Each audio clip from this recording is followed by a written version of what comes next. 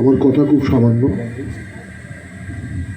অভিনন্দন জানাচ্ছি এই কারণে যে আপনারা উপলব্ধি করতে পেরেছেন যে এই পরিস্থিতিতে আপনাদের করণীয় কাজ কি। এটা আপনাদের কেউ শিখিয়ে দেয়নি, আপনাদের নিজের মন থেকে মনে করেছেন যে লাল ঝান্ডার তলে এসে লাল ঝান্ডাকে শক্তিশালী না করলে পরে আমাদের সামনে বাঁচার কোনো পথ নেই, এগিয়ে যাওয়ার কোনো পথ নেই।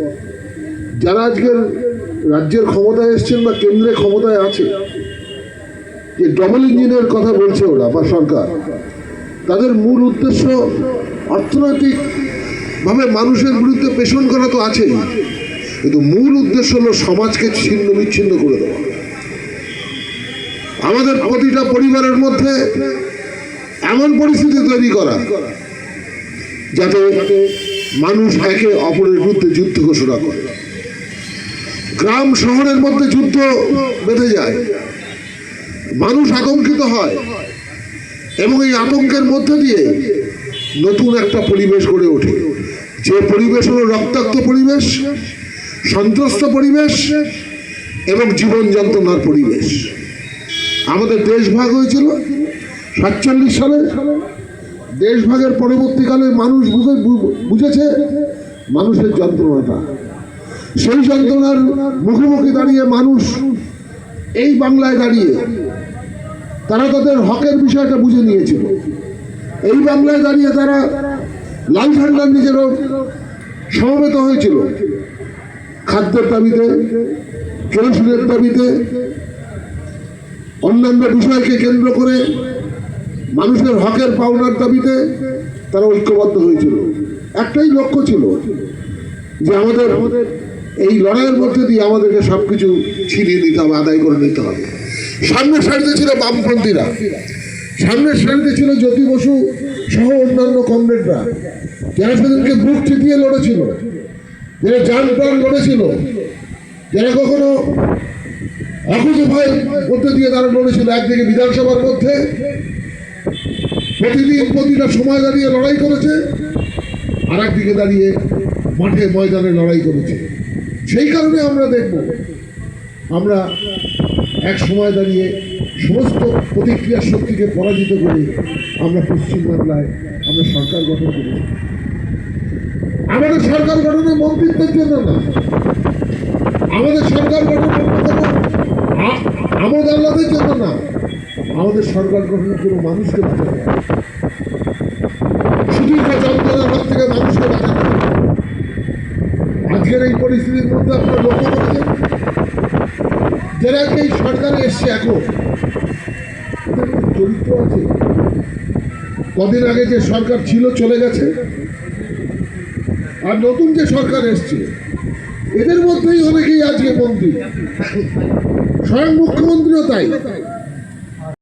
আপনারা প্রত্যেকেই জানেন এই মুখ্যমন্ত্রী যে দলে ছিলেন, যে দলে রাজনীতির হাত পাকিয়েছে, যে দলের মন্ত্রী হয়ে মন্ত্রী ছিল, মন্ত্রিসভার সদস্য হিসেবে কাজ পরিচালনা করেছে এবং পশ্চিমবাংলার সিঙ্গুর বলুন, নন্দীগ্রাম বলুন, সেখানে দাঁড়িয়ে বিশেষত নন্দীগ্রামে যে রক্তক্ষয়ী যে সংগ্রাম, যেখানে দাঁড়িয়ে আমাদের কারখানা ধ্বংস করে দিয়েছে, পশ্চিমবাংলার স্বপ্নকে ধ্বংস করে দিয়েছে, আগামী দিনের যুবকদের যে স্বপ্ন ছিল স্বপ্নকে ধূলিসাৎ করে দিয়েছে, বহু মানুষকে খুন করেছে।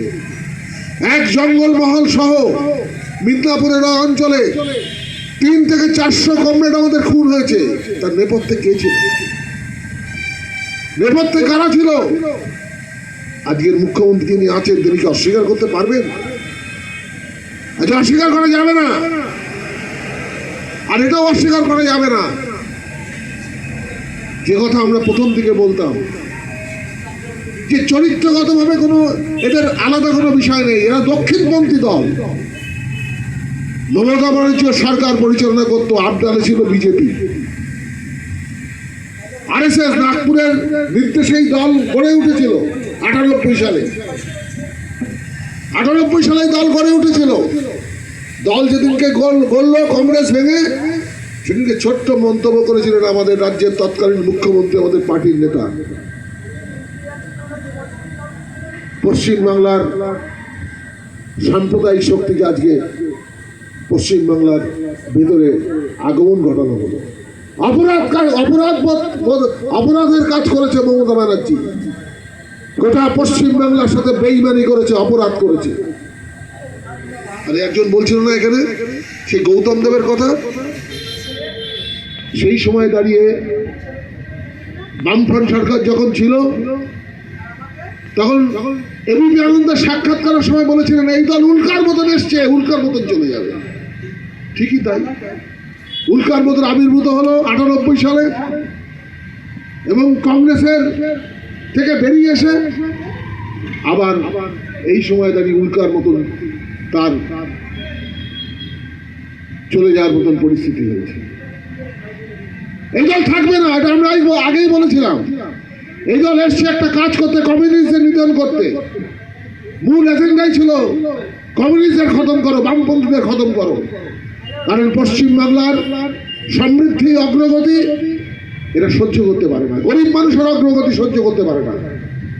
আমরা পশ্চিমবাংলায় এসে যা করলাম, আমরা কৃষকদের জমি দিলাম, আমরা পশ্চিমবাংলায় এসে শিক্ষার অগ্রগতি ঘটলাম। এমন কোনো গ্রাম নেই যেখানে বিদ্যালয় ছিল না। একের পর এক গ্রামে, প্রত্যেকটা গ্রামে বিদ্যালয় গড়ে উঠলো। ভূমিহীন কৃষকদের মধ্যে উদ্বৃত্ত জমি বিতরণ করা হলো, কায়ের জন্য না, আইনের মধ্যে দিয়ে বিতরণ করা হলো। আমরা স্কুল করলাম, আমরা বিদ্যুৎ ব্যবস্থা করে তুললাম।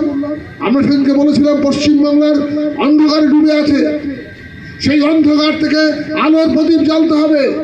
সেই জন্য হাজার হাজার যুবককে আমরা আহ্বান করেছিলাম সেদিনকে, বক্রেশ্বর তাপ বিদ্যুৎ কেন্দ্র করে তোলো, যুবকের রক্তের মধ্যে দিয়ে তাপ বিদ্যুৎ কেন্দ্র করে তুলো, সে আমরা গড়ে তুলেছিলাম। আমরা অসংখ্য বিদ্যুৎ কেন্দ্র করে তুলেছিলাম এই সময়কালের মধ্যে। আমাদের অজস্র ক্রিয়াকর্মের মধ্যে দিয়ে আমি তার বিস্তৃত ব্যাখ্যায় যাব না। আমরা পশ্চিমবাংলার মানের পরিবর্তন করেছিলাম, খাদ্যে আমরা প্রথম হয়েছিলাম, আমরা ধান উৎপাদনের প্রথম, তরিতরকারি উৎপাদনের দ্বিতীয়। গোটা ভারতবর্ষ বিস্ময়ে তাকিয়েছিল কোন কারিগরি প্রযুক্তি ছাড়া মানুষের তার ম্যান পাওয়ারের মধ্যে দিয়ে পশ্চিমবাংলার পরিবর্তন ঘটেছিল। আর সেইখানে দাঁড়িয়ে আমরা বলেছিলাম যে কৃষি আমাদের ভিত্তি, শিল্প আমাদের ভবিষ্যৎ। আগামী দিনে কৃষির উপর দাঁড়িয়ে আমরা শিল্প করে তুলব। আমরা মহারাষ্ট্র, গুজরাট, সারা ভারতবর্ষের মধ্যে প্রথম স্থানে আছে, তাদেরকে ছাড়িয়ে যাব। বুদ্ধদেব ভট্টাচার্য ঘোষণা করেছিল প্রকাশ্যের জনসভায় দাঁড়িয়ে, সেগুলো আতঙ্কিত হয়েছিল। কিন্তু পশ্চিমবাংলায় কৃষিতে পশ্চিমবাংলায় আজ অগ্রসর হয়েছে বামফ্রন্ট সরকারের সময় দাঁড়িয়ে।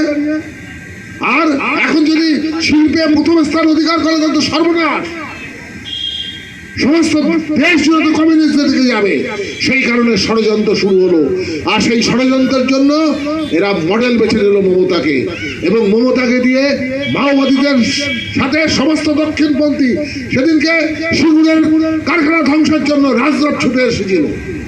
রাজনাথ বর্তমান প্রতিরক্ষা মন্ত্রী, তখন কংগ্রেসের সভাপতি, এসে বলেছিল তোমার আন্দোলন চালিয়ে যাও, তোমার আন্দোলনের পাশে আমরা আছি। এখানে কিছুতেই বামপন্থীদের কারখানা করতে দেওয়া যাবে না। বেকার যুবকদের কাজের যে স্বপ্ন, সেই স্বপ্নকে ভেঙে চুরমার করে দাও। আমরা সেদিনকে দেখেছিলাম সেই কাজ হয়েছে। আমরা দেখেছিলাম নন্দীগ্রামের একের পর এক খুন সন্ত্রাসের মধ্যে দিয়ে স্তব্ধ করে দেওয়া হয়েছিল। আমরা দেখেছিলাম সিঙ্গুরে সেদিনকে বাহানা গজিয়ে একের পর এক সেদিনকে কারখানার ধ্বংসের জন্য তারা আন্দোলন করে তারা একটা নতুন পরিস্থিতি তৈরি করেছিল। তারাই আজকে, তাদের মধ্যেই অনেকে আজকে, কেউ শিল্পমন্ত্রী, তিনি আজকে শিল্পমন্ত্রী হচ্ছেন। তিনি কে? সিঙ্গুর আন্দোলনের সময় সিঙ্গুরের যখন কারখানা ধ্বংস করে